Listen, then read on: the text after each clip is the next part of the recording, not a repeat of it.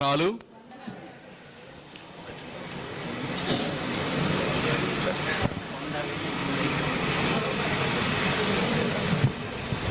వందనాలు.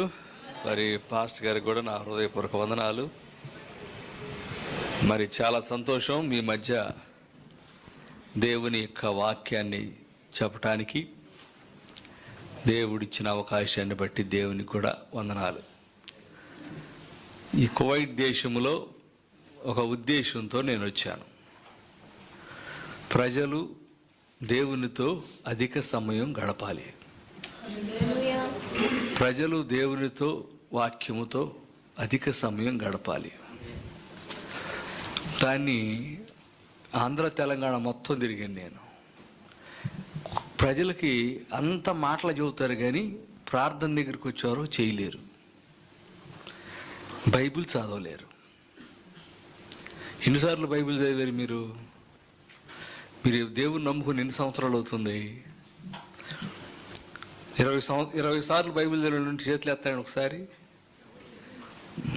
20 సంవత్సరాలు అవుతుంది దేవుని నమ్ముకొని. ఎందుకు ప్రజలు మీ గురించి కాదు, చెప్పాను కదా, ఆంధ్ర తెలంగాణ మొత్తం తిరిగాను నేను. ప్రతిరోజు నేను టీవీలో 3 కోట్ల మందితో నెలకు మాట్లాడుతూ ఉంటాను నేను. ఇండియాలో మీరుంటే ప్రతిరోజు వచ్చేది దేవునితో మాట, దెయ్యముతో ఆట, చిలకలూరిపేట.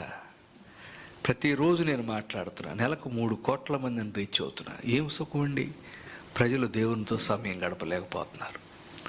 అందుకే నేను ఎంతో వేదనతో ప్రజలు ఒక సైన్యాన్ని తయారు చేయాలి. ప్రపంచంలో ఒక సైన్యాన్ని, నేను దేవునితో సమయం గడిపే వ్యక్తులను తయారు చేయాలి.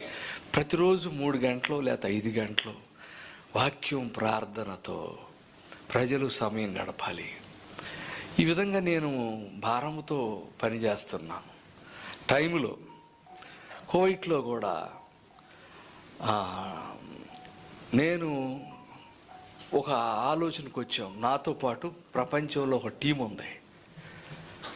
వినండి జాగ్రత్తగా. ఒక తేలిక మాటలు చదవటానికి మీ మధ్యకు రాలేదు నేను, బాగా గుర్తుపెట్టుకోండి. ఏదో వచ్చాను కాబట్టి వాడుకోవటానికి నేను రాలేదు. అయ్యగారు మన మోషే గారి గురించి చెప్పి వారు భారంతో సేవ చేస్తున్నారు, ఒకసారి మీరు వెళ్ళి వాళ్ళని బలపరచమని చెప్తే సరే నేను వచ్చాను. నేను అసలు మీటింగ్కి వెళ్ళను. నేను మిమ్మల్ని 3 ప్రశ్నలు అడుగుతున్నాను. ఇదే ఏరియా నాకు తెలుసులేండి. అట్ట చెప్పండి జవాబు అలా చెప్పండి. నేనేం అన్న మిమ్మల్ని, కానీ మీ యథార్థత దేవుని సన్నిధిలో చెప్పాలి.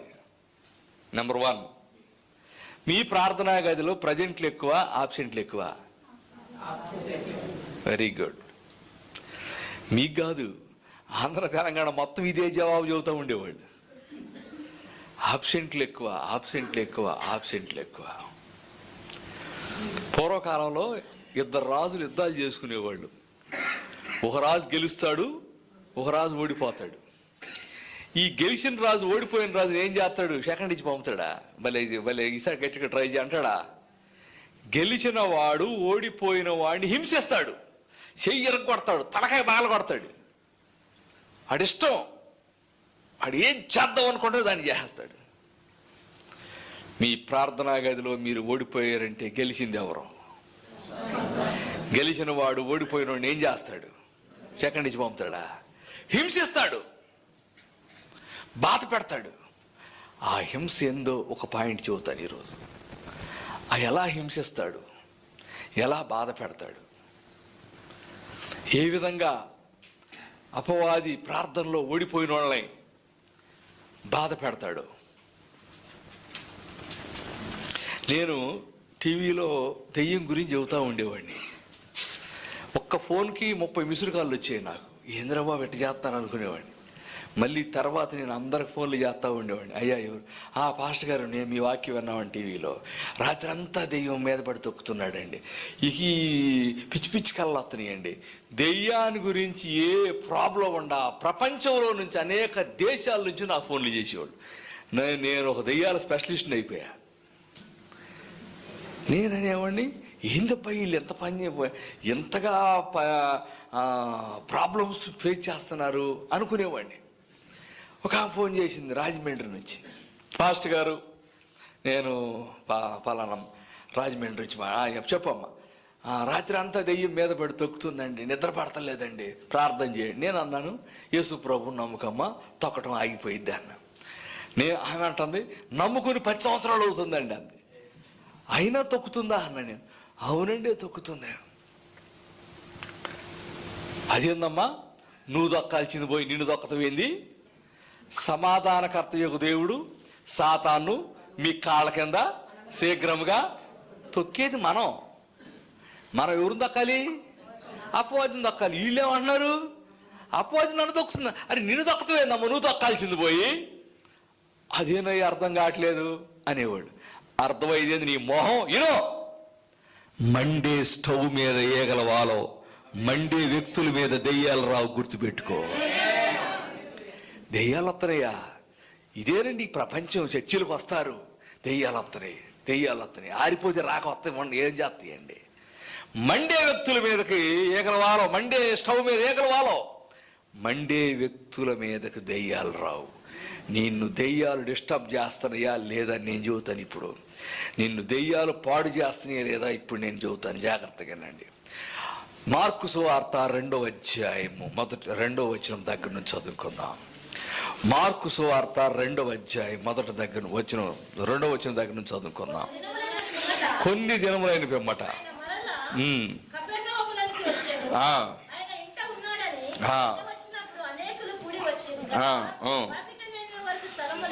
మార్కు సువార్త 2వ అధ్యాయం 2వ వచనం దగ్గర నుంచి ఆయన క్షమించండి ఒక్క నిమిషం. 5వ అధ్యాయం 2వ వచనం మార్కు సువార్త. ఆయన దోణి దిగగానే అపవిత్రాత్మ పట్టిన వాడొకడు సమాధుల్లో నుండి వచ్చి ఎదురుపడెను. వాడు సమాధులలో వాసము చేసేడు వాడు, సంఖ్యలతోనైనను ఎవడును వానిని బంధింపలేకపోయింది. పలుమార్లు వాని కాళ్లకు చేతులకు సంఖ్యలు వేసి బంధించినను వాడు చేతి సంఖ్యలు తెంపి ఎవడను దెయ్యం పట్టినోడిని సాధుపరచలేకపోయాడు. చాలమ్మా, ఎవడను వాడిని సాధుపరచలేకపోయాడు. ఇప్పుడు చెప్పండి, మనిషి బలం గొప్పదా, దెయ్యం బలం గొప్పదా? అందుకే ఎవడు సాధుపరచలేకపోతున్నాడు. దెయ్యం ఒకళ్ళలోకి వచ్చాడండి. వస్తే వాడు బాగా ఉన్నవాడు అలా పోయి సమాధుల్లోకి వెళ్ళిపోయి ఏం చేస్తున్నాడు తెలుసా? తను తాను గాయపరుచుకుంటున్నాడు. యేసు ప్రభు అనేక మంది నన్ను చూసి గట్టిగా పట్టుకుని చేతులకు కాళ్లకు సంఖ్యలు వేసి బంధిస్తే వాడు ఏం చేశాడు తెలుసా? తెంపి అవతల పడేశాడు. ఇప్పుడు నా పాయింట్ ఏంటంటే, దెయ్యం పడితే పట్టొచ్చండి, సంఖ్యలు ఎందుకు తెంపాడు? నేను ఒకసారి ఒక మీటింగ్కి వెళ్తే భోజనం చేయబోతున్నాను. పాస్టర్ గారు ఒక ఆమెకు దెయ్యం పెట్టింది బయట, అవి పడతా ఉంటే పోతాను, నేను పెద్ద పట్టించుకోను, ప్రార్థన చేద్దుకు రమ్మన్నాడు. బయటకు వచ్చా. నన్ను చూడంగానే ఆ దెయ్యం పెట్టినావి ఆయన వేరే దేశం నుంచి ఒక మొక్క తెచ్చుకున్నాడు. అది చెట్టు అయిపోయింది, ఎంతలావు అయింది చెట్టు. అనే ఊరికి అందండి, అంతే చెట్టు టపామని ఇరిగిపోయింది. ఆయన దెయ్యం పట్టినందుకు బాధపడతలేదు, కానీ ఈ సైతం చెట్టుని కొట్టింది రా బాబు పాస్టర్ గారు, భలే పని చేయి, అది వేరే దేశం నుంచి తెచ్చుకున్నాను నేను అన్న. ఇక్కడ పాయింట్ ఏంటంటే, దెయ్యం పడితే పట్టి చెట్టు ఎందుకు కొట్టాడు? దెయ్యం పడితే పట్టి సంఖ్యలు ఎందుకు దింపేశాడు చెప్పమంటారా? నువ్వు తెంపగలవా? తెంపలేవు, నేను తెంపా అంటే అర్థం ఏంటి? నీకంటే నేను బలమైన వాడను, నా జోలికి రావద్దు. అది వాడి హెచ్చరిక. అంటే ఈ ప్రపంచంలో సైతానే తన బలాన్ని తెలియజేస్తున్నప్పుడు దేవుని ప్రజలు తమ బలాన్ని ఎందుకు తెలియజేయట్లేదు? సైతానే తన బలాన్ని తెలియజేస్తున్నాడండి, దేవుని ప్రజలు తమ బలాన్ని ఎందుకు తెలియజేయట్లేదు? ఎలా తెలియజేయాలి? Boost is the secret of my. చేసాలు దాగినా దెయ్యం పోదండి. దెయ్యం పోవటానికి దేవుని ప్రజలు తమ బలాన్ని ఎలా తెలియజేయగలరంటే, నీతిమంతుని ప్రార్థన మనఃపూర్వకమైనదై బహు బలము కలిగినదై ఉండను. ప్రార్థన ద్వారా మన బలం తెలియజేయగలం. ఏమన్నా తెలియజేశారా మీరు? యెహోషువ ప్రార్థించగా ఏమైందండి? అది ఆయన బలం. అసలు మామూలు బలం అండి. సూర్యుడు ఆగిపోవటం అంటే ఏంది? టైం ఉందా మీ దగ్గర? టైం ఎంత అని చెప్పండి ఒకసారి. వాచ్ ఎంత టైం చూడండి. ఎవరైనా చెప్పండి టైం ఉన్నవాళ్ళు. ఏమండి? 12. అసలు మీ టైం కరెక్ట్ అని గ్యారెంటీ ఏంటి సార్? అప్పుడు అంటారు నాది టీవీ టైం అండి. ఆ టీవీ టైం కరెక్ట్ అని గ్యారెంటీ ఏంది? ఈ టైర్ ఎట్ట ఏర్పడుతుంది తెలుసా? అమెరికాలో న్యూయార్క్లో పెద్ద అబ్జర్వేషన్ సెంటర్ ఒకటి ఉంది. భూమి కదలికలను బట్టి టైం ఏర్పడుతుంది. భూమి తిరిగే విధానాన్ని బట్టి టైం ఏర్పడుతుంది. ఏమండి? అంటే నేను చెబుతున్నా, సూర్యుడు ఆగిపోవటం అంటే ఏమనుకుంటున్నారు? సూర్యుడు ఆగిపోవటం ఎంత డేంజరో నేను చెబుతాను ఇప్పుడు. ఏనండి, ఒక ఆర్టీసీ బస్సు గంటకు 60 కిలోమీటర్ స్పీడ్ వెళ్తుంది. ఒక ట్రైను గంటకు 100 కిలోమీటర్ స్పీడ్ వెళ్తుంది. ఒక ప్లేను గంటకు 1000 కిలోమీటర్ స్పీడ్ వెళ్తుంది. ఒక భూమి గంటకు 60,000 కిలోమీటర్ల స్పీడ్ తిరుగుతుంది.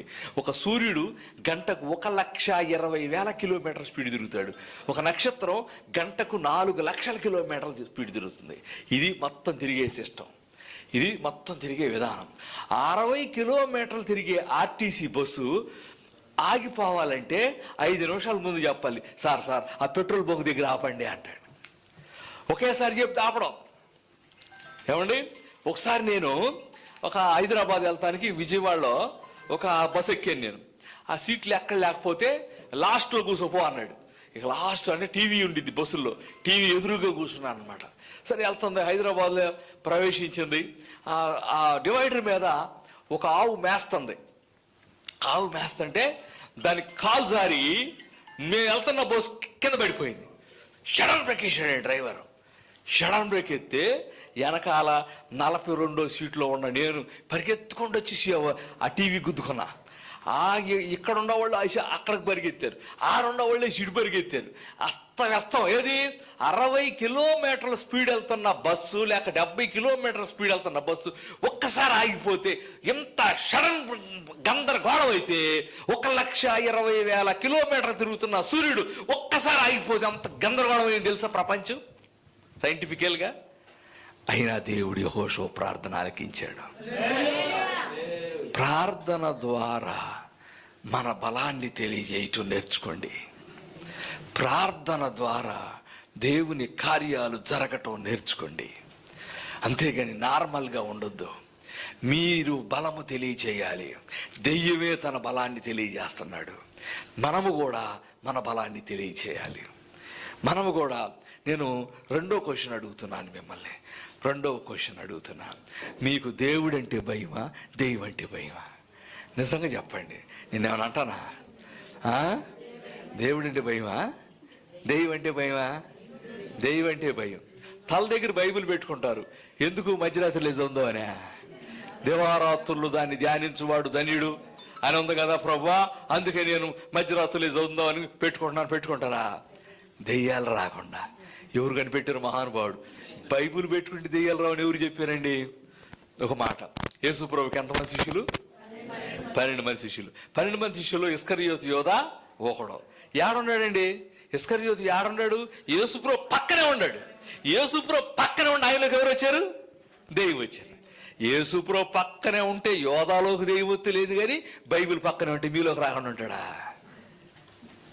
దెయ్యం రావటం పోవటం పెట్టుకునే బైబిల్ మీద కట్టుకునే డ్రెస్సుల మీద ఆధారపడలేదు. యేసు ప్రభు ఏమన్నాడు తెలుసా? 12 మంది శిష్యులు, 3 కొండ మీద తీసుకెళ్ళాడు. ఇంకా 9 మంది ఉన్నారు. ఈ 9 మంది దగ్గర ఒక దెయ్యం బట్టి నుండి తీసుకొచ్చారు. ఆంధ్రే వచ్చాడు, పోదేవండి నేను బానంటుంది. నా వెనక్కి వచ్చాడు. తోమ వచ్చాడు, పోదేవండి నేను బానంటాను. 9 మంది ట్రై చేశారు దెయ్యం బాల. ఈలోపు యేసు ప్రభు వచ్చాడు. యేసు ప్రభు వచ్చి ఆయన తిట్టాడు, విశ్వాసం లేరు మూర్ఖతరం వారలారా, 3.5 సంవత్సరాలు నా దగ్గర ఉన్నారు, ఫ్రీ మీల్స్ మీకు ఒక్క దెయ్యం వెళ్ళగొట్టే పవర్ మీకు లేదని తిట్టాడు. పాప మీరు ఫీల్ అయ్యారు. సీక్రెట్గా అడిగారు యేసు ప్రభుని, ప్రభువా మేము ఎందుకు దెయ్యాన్ని వెళ్ళగొట్టలేకపోయాం? మీరు కూడా ఏనండి జాగ్రత్తగా. మీరు ఎవరన్నా దెయ్యాల చేత బాధపడుతూ ఉంటే, అపవాది ఇబ్బందులు పడుతూ ఉంటే ఈ ప్రశ్నకే జవాబు, ప్రభువా మేము ఎందుకు దెయ్యాన్ని వెళ్ళగొట్టలేకపోయామంటే అప్పుడు యేసుప్రభు అన్నాడు, మీలో ఒక్కడు కూడా డిగ్రీ చదివిన లేడు, కనీసం 10th అన్న పాస్ అయితే దెయ్యం ఎట్టగడ పోయింది అన్నాడా? ఆయన ఏమన్నాడు తెలుసా? ప్రార్థన ద్వారానే దెయ్యం పోయిద్ది అన్నాడు. దేని ద్వారా? ప్రార్థన ఎందుకు చేయాలి? దెయ్యాలు రాకుండా. ప్రార్థన ద్వారానే దెయ్యం పోయిద్ది అన్నాడు. మనలో మనం అనుకున్నాం, ఆ 9 మంది ప్రార్థన చేయకుండా అప్పుడప్పుడు బస్ స్టాండ్కి వెళ్తే బస్ స్టాండ్లో జేబు దొంగలు ఉన్నారు జాగ్రత్తలో ఒక బోర్డుకి పేర్లు కనపడతాయి. ఏమన్నా పెడితే పేతురు, యోహాను, యాకోబు ఇవి కనపడతాయి. వీళ్ళు అటువంటి వాళ్ళు కాదుగా, వీళ్ళు కూడా ప్రార్థన చేసేవాళ్ళే. ఈ ప్రార్థన చేసే వాళ్ళని పట్టుకుని ప్రార్థన ద్వారా దెయ్యం పోయిద్ది అంటాడు యేసు ప్రభు. గుర్తుపెట్టుకోండి, వీళ్ళు ప్రార్థన చేసేవాళ్ళే, కానీ దెయ్యాన్ని వెళ్ళగొట్టడానికి సరిపోయినంత ప్రార్థన వెళ్ళలేదు. ఆ ప్రార్థన సరిపోయినంత మనకు ఉండాలి, సరిపోయినంత మనకి ఉండాలి. బాగా గుర్తుపెట్టుకోండి, సరిపోయినంత ప్రార్థన. యేసు ప్రభు నేను గొర్రెలకు సమృద్ధి జీవం ఇవ్వటానికి వచ్చాను అన్నాడు. జీవం వేరు, సమృద్ధి జీవం వేరు. ప్రార్థన వేరు, సరిపోయినంత ప్రార్థన వేరు. బాగా గుర్తుపెట్టుకోండి. ఒక ఎగ్జాంపుల్ చెబుతాను. జీవానికి సమృద్ధి జీవానికి తేడా ఏంటో ఒక ఎగ్జాంపుల్ చెబుతాను. ఒక ఆయనకి హాస్పిటల్లో జాయిన్ చేశారు. నోరు పడిపోయింది, మాటలు లేవు, సైకిల్ చేస్తున్నాడు. కొంతకాలానికి కాళ్ళు చేతులు కూడా పడిపోయినాయి. ఇక ఆయన సైకిల్ కూడా చేయలేడు, కళ్ళతో చూస్తాం తప్ప మాట్లాడలేడు, నడవలేడు, చేతులు కూడా. ఇక హాస్పిటల్లో ట్రీట్మెంట్ జరుగుతుంది. హాస్పిటల్లో ట్రీట్మెంట్ జరుగుతుంటే ఎంతకాలం హాస్పిటల్లో పెడతావులే అని చెప్పి ఆయన ఇంటికి తీసుకొచ్చారు. లోపల ఉదయం నుంచి సాయంకాలం 4 దాకా ఇంట్లోనే పెట్టేవాడు. 4కి ఆయనకి బయటికి పట్టుకుని మెల్లిగా బయటికి తీసుకొస్తారు. మెల్లిగా బయటికి తీసుకొచ్చి సాపేసి కొంచెం చల్లటి గాలికి సాప్ కింద పొండుకోబెట్టి ఎవరు పనులు అడిగి చేసుకుంటారు.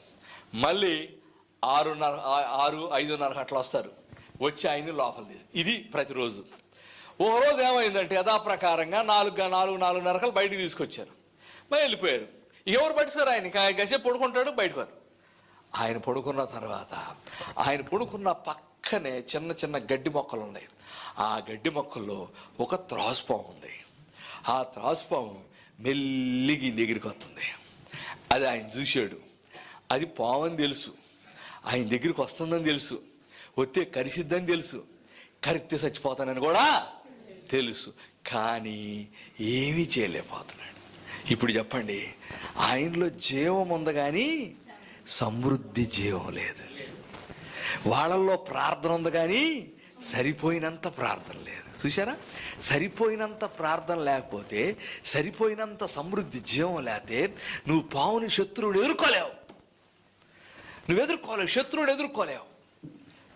దేవుని బిడ్డలారా, ఈ ఉదయ కాలంలో మీ జీవితం మీద శత్రువు ప్లాన్ కలిగి ఉన్నాడు. మిమ్మల్ని పాడు చేయటానికి శత్రువు ప్లాన్ కలిగి ఉన్నాడు. మీ యొక్క లైఫ్ని అనేక డిస్టర్బ్ చేయడానికి శత్రువు ప్లాన్ కలిగి ఉన్నాడు. దాన్ని ఎదుర్కొనే ప్రార్థన ఉందా? దాన్ని ఎదుర్కోవడానికి సరిపోయినంత ప్రార్థన కావాలి, సరిపోయినంత ప్రార్థన. మరొక ఎగ్జాంపుల్ చెబుతాను. బైబిల్లో భక్తిహీనులు అని ఉంది. అనండి ఒకసారి. భక్తిహీనుడు అంటే ఎవరు? భక్తి లేనుడా? కాదు. భక్తి లేనుడు వేరు, భక్తిహీనుడు వేరు. ఎగ్జాంపుల్ చెబుతాను. నాకు జ్వరం వచ్చింది, డాక్టర్ గారి దగ్గరికి వెళ్ళా. బ్లడ్ టెస్ట్ చేయాలండి అన్నాడు. బ్లడ్ టెస్ట్ చేశాడు. బ్లడ్ టెస్ట్ చేసి సాయంకాలం రండి రిపోర్ట్ ఇస్తానన్నాడు. సాయంకాలం వెళ్ళాను. బ్లడ్ టెస్ట్ చూశాడు.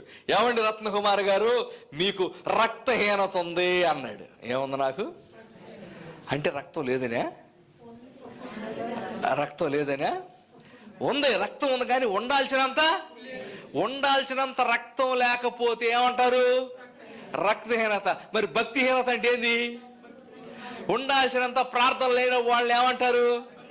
ఇప్పుడు ఈ భక్తిహీనులు చర్చిలో ఉంటారా, బయట ఉంటారా? మరి ఇంతకు మీరెవరు ఆలోచించండి. భక్తిహీనులు దేవుని వాక్యానికి బాగా, దేవుని కోపం వాళ్ళ మీద ఉంటుంది. వాళ్ళు బిజీ అయిపోయారు. దేవునితో టైం స్పెండ్ చేయడానికి వాళ్ళు కుదరటం లేదు. ఏం మాట్లాడినా కుదరట్లేదు పాస్టర్ గారు, ఏం కుదరట్లేదు, 3 రోజులు అవుతుందండి అన్నం తిని, అసలు కుదరట్లేదు. అన్నవాళ్ళు ఉండారా? 3 రోజులు అవుతుందండి స్నానం చేసి, బిజీగా ఉన్నాను, అసలు కుదరట్లేదు. అన్నవాళ్ళు ఉండారా? కానీ 3 రోజులు అవుతుందండి బైబిల్ చదివి, అన్నవాళ్ళు ఉన్నారు. జాగ్రత్త, భక్తిహీనులుగా మారొద్దు. భక్తిహీనులు అంటే ఎవరంటే సరిపోయినంత ప్రార్థన లేని వారు. వీళ్ళ లైఫ్లో దెయ్యాన్ని వెళ్ళగొట్టలేరు, వీళ్ళు అపవాది ప్లాన్ను ఎదుర్కోలేరు ఈ యొక్క మధ్యాహ్న సమయంలో. అందుకే దేవుని ప్రజలు ప్రార్థనలో మండటానికి నేను 220 పుస్తకాలు రాశాను. ప్రజలు ప్రార్థనా జీవితాన్ని పెంచుకోవాలి. ప్రజలు ప్రార్థనలో నేను ఎంతకాలం ఎంతమందిని దర్శించగలను? పుస్తకాలు దాదాపు 60 దేశాల్లో పనిచేస్తాను. గవర్నమెంట్ ఆఫ్ ఇండియాలో ఎక్కువ పుస్తకాలు ఎవరు రాశారని ఒక సర్వే పెట్టారు.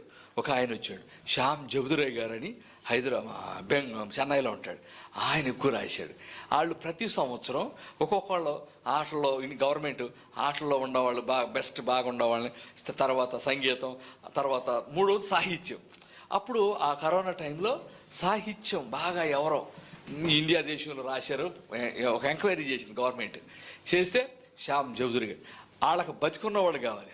నెక్స్ట్ ఎవరు అని చూస్తే వాళ్ళు నా పేరు సెలెక్ట్ చేశారు. గవర్నమెంట్ ఆఫ్ నా పేరు సెలెక్ట్ చేసి నా పేరు మీద ఒక గవర్నమెంట్ ఆఫ్ ఇండియా ఒక పోస్టల్ స్టాంపుని రిలీజ్ చేయటం జరిగింది. ఇదిగోండి, ఇది పోస్టల్ స్టాంప్. అంటే ఇది నేను ఎందుకు చూపిస్తున్నానంటే నా బడాయి కోసం కాదు, ఇది చూపిస్తుంది. గవర్నమెంటే నన్ను నమ్మింది, మీరు కూడా నమ్మని జీవితానికి చెబితే పుస్తకాలు చదవాలి.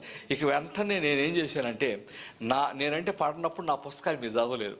అందుకని ప్రపంచాన్ని ప్రార్థనతో గడగడలాడించిన ఒక 20 మంది భక్తులకు ఉత్తరాలు రాశారు. బిల్లీ గ్రహం గారు, రైన్హార్డ్ బాంకే, అలాగే ఓరల్ రాబర్ట్స్, బెన్నీ హిన్, మొత్తం ఇదిగో ఇక్కడ నేను పాంప్లెట్ ఉంచుతున్నాను. ఇందులో గొప్ప గొప్ప దైవజనులు వీళ్ళందరినీ పుస్తకాలను నేను రైట్స్ తీసుకుని తెలుగులో నా బ్యాగ్లో ఉండి, ఇప్పుడు ఇవన్నీ మీకు చూపించలేనులే, కానీ మీకు వాళ్ళందరికీ నేను ఉత్తరాలు రాసి వాళ్ళ పుస్తకాల రైట్స్ తీసుకున్నాను. వాళ్ళ పుస్తకాల రైట్స్ తీసుకుని ప్రార్థనలో మండించాలి. Okay sir, thank you. ప్రార్థనలో మండించాలి డాక్టర్ బిల్లీ గ్రహం, అలాగే మరి డాక్టర్ బెన్నీ హిన్ గారు, అలాగే తర్వాత స్మిత్ విగ్గిల్స్వర్త్, 14 మందిని చచ్చిపోయిన వాళ్ళు లేపడిన గొప్ప దైవజనుడు స్మిత్ విగ్గిల్స్వర్త్, అలాగే డాక్టర్ బెన్నీ హిన్, పరిశుద్ధాత్మ సుస్వాగతం, అద్భుతమైన పుస్తకాలు ఇవన్నీ. నేనేమనుకున్నానంటే నేనే 250-300 పుస్తకాలు రాశాను. వీళ్ళ పుస్తకాలు ఏముంది అనుకున్నా. ఈ పుస్తకం చదివిన తర్వాత నేను ఎంతో ఏడ్చానంటే, ఈ పుస్తకాలు మనల్ని మండిస్తాయి, ప్రార్థనా జీవితాన్ని పురికొల్పుతాయి. ఈయన హైదరాబాద్ వచ్చాడు. హైదరాబాద్ వస్తే ఈయన చంపడానికి 4 మాంత్రికులు వచ్చారు. మాంత్రికులు వచ్చి స్టేజ్ పక్కనే ఒకడు కూర్చొని మంత్రాలు చదువుతూ ఉంటారు.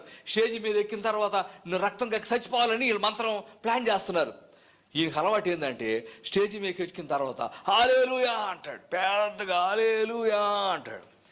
హల్లెలూయా అన్నాడండి స్టేజ్ మీదకి వచ్చి. ఈ 4 మాంత్రికులు నురుగక్కుంటా ముందుకు వచ్చి పడిపోయారు. స్టేజ్ మీద ముందుకు వచ్చి పడ్డారు. ఏంది వీళ్ళు అప్పుడే పడిపోయారు, ఇంకా వాకింగ్ కూడా అవ్వలేదు, అప్పుడే కార్యాలు జరగడం స్టార్ట్ అయినాయి. ఏందని వాలంటీర్స్ వెళ్ళారు. తెలుగు అర్థం కావట్లా, హిందీ వాళ్ళు పంపారు. అప్పుడు వాళ్ళు చెప్పారు, ఈయన చంపుతానికి మేము ఉత్తరప్రదేశ్ నుంచి వచ్చాం, మేము మంత్రాలు చదువుతూ ఉండగా ఆయన స్టేజ్ మీదకి ఎక్కిన తర్వాత ఆయన ఏదో మంత్రం అన్నాడు, మా మంత్రాలు ఆగిపోయినాయి అన్నాడు. ఆయన ఏదో మంత్రం అని మా మంత్రాలు ఆగిపోయినాయి. అటువంటి గొప్ప వ్యక్తులండి వీళ్ళు.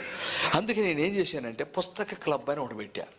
నేను కువైట్ ఎందుకు వచ్చానంటే రేపు సాయంకాలం జోసఫ్ రెడ్డి గారి బేస్మెంట్లో ఒక మీటింగ్ పెడుతున్నా, పుస్తక క్లబ్. ప్రపంచంలో ఈ పుస్తక క్లబ్లో ఉన్నవారిని ఒక్కొక్కళ్ళకి నేను 50,000 ఖర్చు పెట్టి విదేశాలకు ఫ్రీగా తీసుకెళ్తున్నాను. మలేషియా లాస్ట్ టైం 120 మందిని ఫ్రీగా తీసుకెళ్ళా. వాళ్ళకయ్యే ఫ్లైట్ ఖర్చులు, వాళ్ళకయ్యే 5 స్టార్ హోటల్స్, వాళ్ళకయ్యే భోజనం మొత్తం నేనే పెట్టుకున్నా. ఒక్కొక్కళ్ళకి 50,000 ఖర్చు ఫ్రీగా నేను వాళ్ళ ఖర్చు పెట్టి నేను తీసుకెళ్తున్నా. వచ్చే నెల 23వ తారీఖు హైదరాబాద్ నుంచి, చెన్నై నుంచి మళ్ళీ ఒక 120 మందిని నేను తీసుకెళ్తున్నా. ఇక్కడ నుంచి కూడా కొంతమంది వస్తున్నారు. అలాగే మళ్ళీ ఆగస్టులో మళ్ళీ ఇండోనేషియా. ఇట్లా ప్రపంచం అంతా కూడా భూమి మీద ఎవరు కూడా చేయలేని పనులు ప్రార్థన ద్వారా నేను చేయాలి అని నాకు ఎంతోమంది డబ్బులు సపోర్ట్ చేస్తారు. 50 లక్షలు ఈ కాన్ఫరెన్స్కి అయ్యే ఖర్చు నాకు డబ్బులు వస్తున్నాయి. నేను వాళ్ళకి ఫ్రీగా పెట్టే వారికి ప్రపంచం అంతా కదిలిపోయింది. మేము ఇన్వాల్వ్ అవుతాం. దుబాయ్ నుంచి, మస్కట్ నుంచి, అమెరికా నుంచి మొత్తం వచ్చేసారు. ఎస్, ప్రపంచాన్ని ప్రార్థనతో అధిక సమయం గడిపే విధంగా, సమృద్ధి జీవం కలిగే విధముగా చెయ్యాలి అనే ఉద్దేశంతో నేను ఈ పని చేస్తున్నాను. ఇంట్రెస్ట్ ఉండేవాళ్ళు ఇది చదవండి. నేను ఇక్కడ అయ్యగారికి కొన్ని పాంప్లెట్లు ఇచ్చి వెళ్తాను. ఇంట్రెస్ట్ ఉండేవాళ్ళు, మేము కూడా ప్రార్థనా పరులుగా ఉండాలి, మండే వ్యక్తులుగా ఉండాలి. ఈ పుస్తక క్లబ్లో మేము కూడా ఇన్వాల్వ్ అవుతాం. ప్రతి నెల ఒక బుక్కు, ఒక గోల్డ్ బైబిల్ నేను ఫ్రీగా ఇస్తున్నాను. ఒక బుక్కు, ఒక గోల్డ్ బైబిల్. దానికోసం మీరు ఏం చేయాలో ఇందులో రాయబడి ఉంది. కాబట్టి తప్పకుండా చదవండి. మీరు ఇన్వాల్వ్ అవ్వాలనుకుంటే రేపు 6 గంటలకి అక్కడ సాల్మియా దానికి రావాలని కోరుతున్నాం. మీరు 2 years ఇందులో ఉన్న తర్వాత, 2 సంవత్సరాల తర్వాత మిమ్మల్ని ఒక దేశానికి ఉచితంగా తీసుకువెళ్తాం. కాబట్టి ఈ విషయాలను మీకు చెప్పాలని నేను ఇక్కడికి వచ్చాను. దేవుని బిడ్డలారా, మనల్ని మనము ప్రార్థనా పరులుగా మార్చుకోవాలి. ప్రార్థన లేకపోతే ఏం జరుగుతుంది, ప్రార్థనలో ఓడిపోతే ఏం జరుగుతుందో ఇప్పుడు చెబుతానేనండి. ఎప్పుడైతే ఆ దెయ్యం పట్టినోడు యేసు ప్రభు వచ్చాడో, యేసు ప్రభు అంటున్నాడు, అయ్యా నీకు దండం పెడతాను, మమ్మల్ని పందుల్లోకి పంపించమన్నాడు. మమ్మల్ని పందుల్లోకి. అప్పుడు యేసు ప్రభు సరే పొమ్మన్నాడు. ఏం జరిగిందో 5వ అధ్యాయము 13వ వచనం ఒకసారి చూడాలని కోరుతున్నాను. యేసు వాటికి సెలవీయగా, ఆ యేసు ప్రభు సెలవిచ్చాడు, పో వెళ్ళిపోండి. ఆ అపవిత్రాత్మలు వానిని విడిచి పందులలో ప్రవేశింపగా ఇంచుమించు 2000 సంఖ్య గల ఆ మంద ప్రపాతం నుండి వడిగా పరిగెత్తుకొని పోయి సముద్రంలో పడి ఊపిరి తిరగక, ఒకసారి నాయకు చూడండి, దెయ్యాలు పందుల్లోకి వెళ్ళి, ఈ పందులు ఏం చేసి, ఎప్పుడైతే దెయ్యం పందుల్లోకి వచ్చినాయో, దెయ్యాలు పందుల్లోకి వచ్చినాయో, పందులు సముద్రంలోకి పరిగెత్తుతున్నాయి. నేను అడుగుతున్న క్వశ్చన్, సముద్రంలోకి పరిగెత్తాలని పందులకి ఇష్టమేనా? సముద్రంలోకి పరిగెత్తాలని పందులకి ఇష్టమేనా? పరిగెత్తి ఏమవుతాయి? చచ్చిపోతాయి. మరి ఇష్టం లేకుండా ఎందుకు పరిగెత్తున్నాయండి? దయ్యం చేసే పని ఏంటో తెలుసా? ఇష్టం లేని జీవితం జీవింపజేస్తాడు. ఇష్టం లేకుండా, నేను క్వశ్చన్ అడుగుతున్నా, మీరు ఇలాగే ఉండటం మీకు ఇష్టమేనా? లేదు. ఇష్టము లేని లైఫ్ దెయ్యం మనకిస్తాడు. నీకిష్టమైన జీవితం యేసు ప్రభు మనకిస్తాడు. నీ కోరికను సిద్ధింపజేసి నీకిష్టమైంది అడగమన్నాడు యేసు ప్రభు. కానీ సైతాన్ ఏం చేస్తాడు తెలుసా? నువ్వు ఎప్పుడైతే ప్రార్థనలో ఓడిపోతావో ఆటోమేటిక్గా నీ లైఫ్ ఎలా మారిపోయిందంటే, నీకు ఇష్టం లేకుండా జీవించడం ప్రారంభిస్తావు. నీకు ఇష్టం లేని జీవితం జీవిస్తావు. నీకు ఇష్టం లేకుండా ఇబ్బందులు ఎదుర్కొంటావు. నీకు ఇష్టం లేకుండా అప్పులు ఎదుర్కొంటావు. ఇవన్నీ అవసరమా? దెయ్యము హింసించే విధానం ఏంటో తెలుసా? ఇష్టము లేని జీవితం. దేవుడు నిన్ను ప్రేమిస్తే ప్రార్థనా జీవితం ద్వారా నీకిష్టమైన జీవితాన్ని నువ్వు అనుభవించవచ్చు. ఇలా ఉదయ కాలంలో దేవుని బిడలారా, ఎంతోమంది వాళ్ళకి ఇష్టము లేని జీవితం జీవిస్తున్నారు. వాళ్ళకి ఇష్టం లేకుండా బాధపడుతున్నారు. వాళ్ళకి ఇష్టం లేదు అలా ఉండటం. దెయ్యం చేసే పని అదే. ఇష్టము లేకుండా, పందులకి ఇష్టం లేదు పరిగెత్తటం. దెయ్యము ఇష్టము లేని జీవితాన్ని ఇస్తాడు. ఎన్ని సంవత్సరాల నుంచి ఇష్టం లేకుండా జీవిస్తున్నారు? నేను మీ అందరికి ఒక క్వశ్చన్ ఇచ్చి నేను ముగిస్తా. ఏంటో తెలుసా?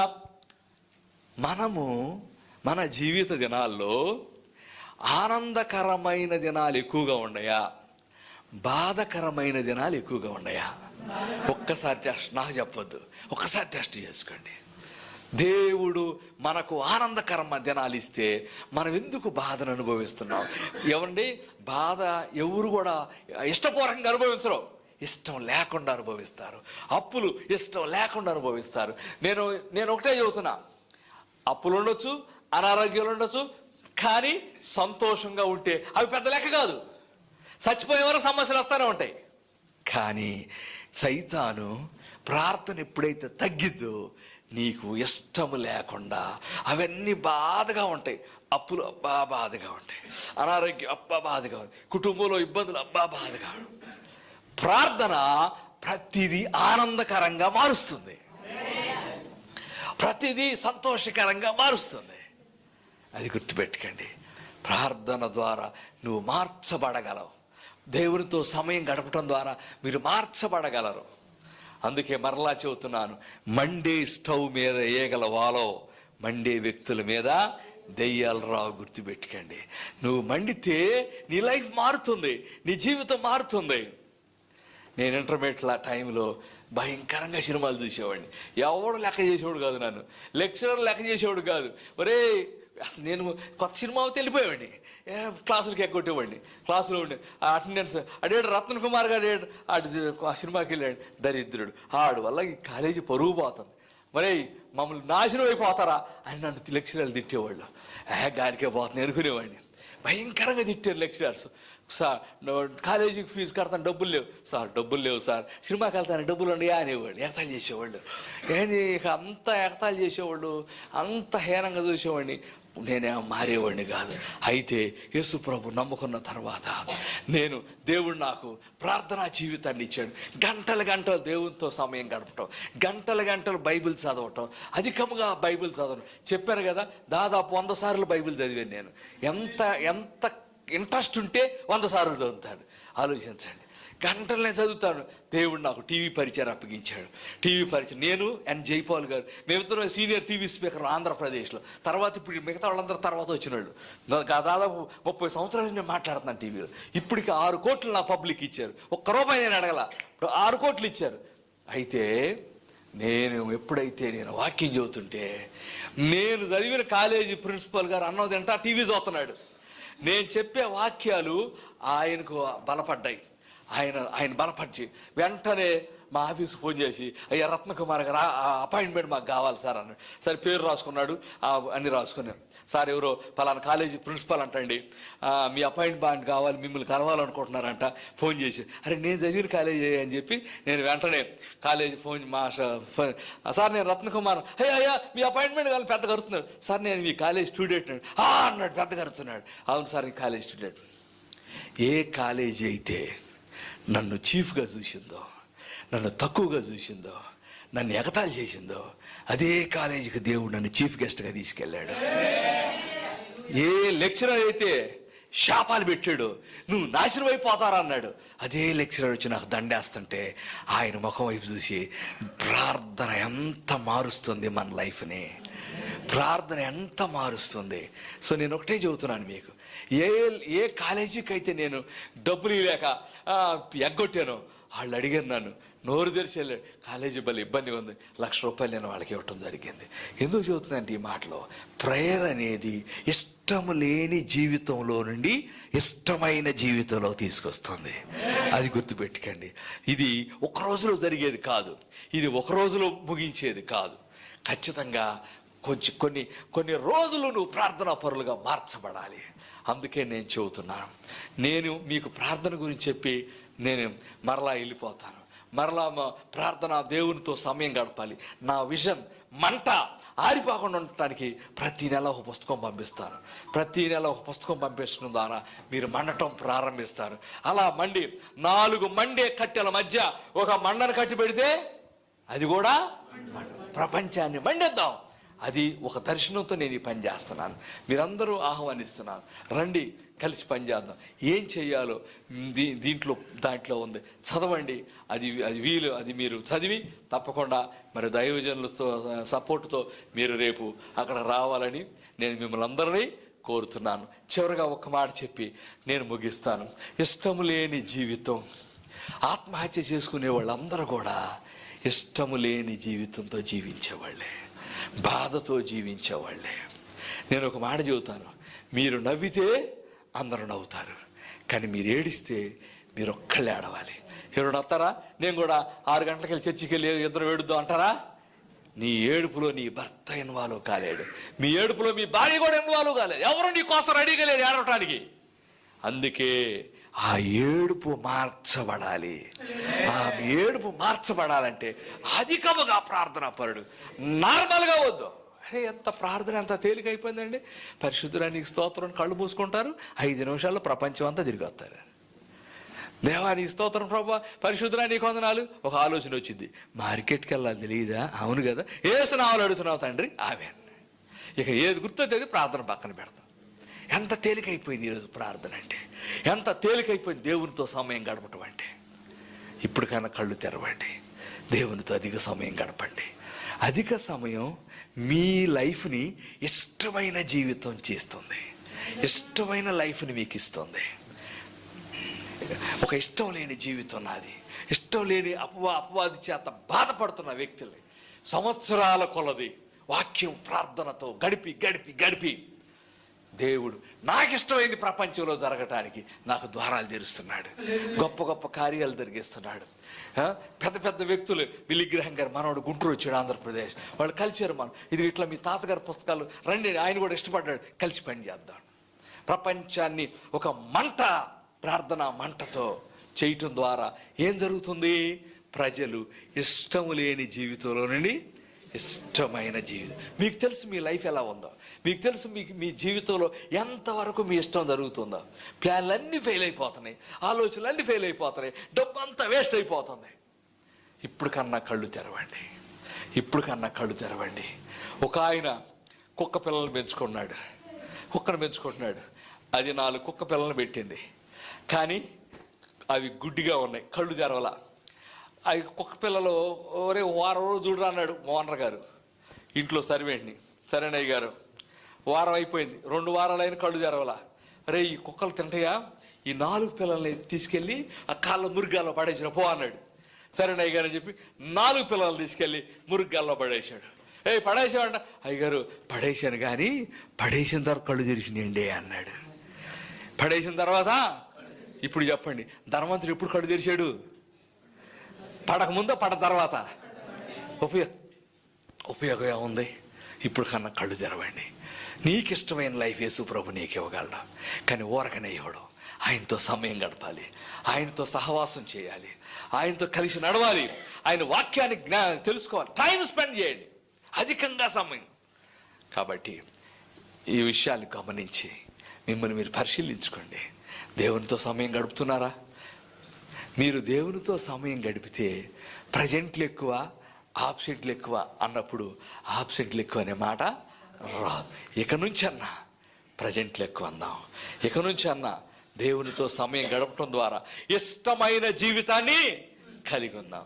అందరం తల్ల వంచండి, ప్రార్థన చేసుకుందాం. అటువంటి కృప దేవుడు మనందరికి దయచేయునుగాక.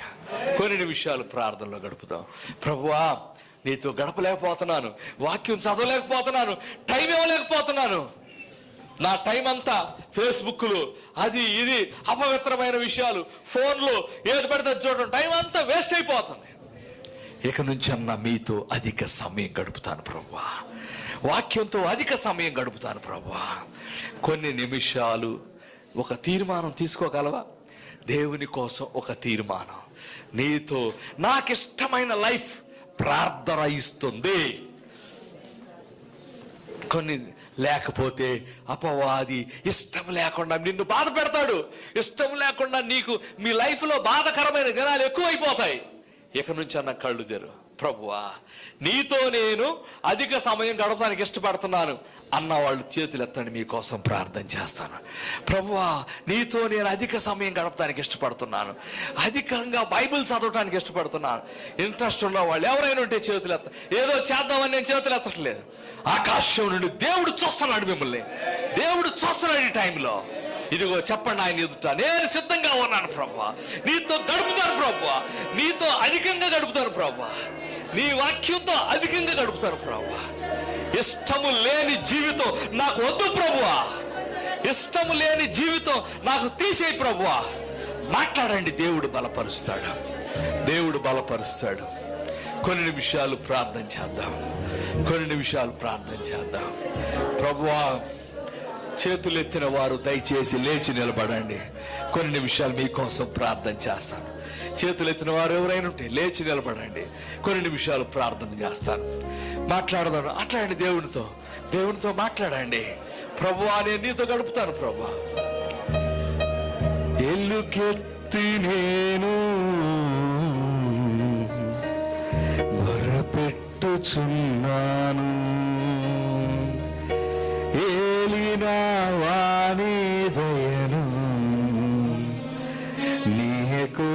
మొరపెట్టుచున్నాను,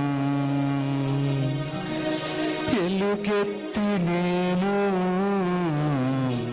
మొరపెట్టుచున్నాను. ఏలిన వాణి దయను నే కోరుచున్నాను, ఎలుగెత్తి నేను మొరపెట్టుచున్నాను. ఏలిన వాణి దయను నే కోరుచున్నాను. నీదు సహవాసములో వెనుకంజ వేయక నా హృదయము విప్పలే వ్యర్థమైపోయెను. నీదు సహవాసములో వెనుకంజ వేయక నా దినములు పిరిలా వ్యర్థమైపోయెను. నీ ప్రేమ ప్రోత్సాహమును రుచి చూడగా, నీ ప్రేమ ప్రోత్సాహమును రుచి చూడగా, నీ పాదముల చెంత దినదినము గడిపెదను. అందరూ చెప్పండి.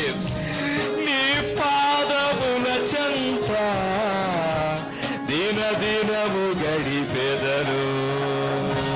నీ పాదముల చెంత దినదినము గడిపెదను.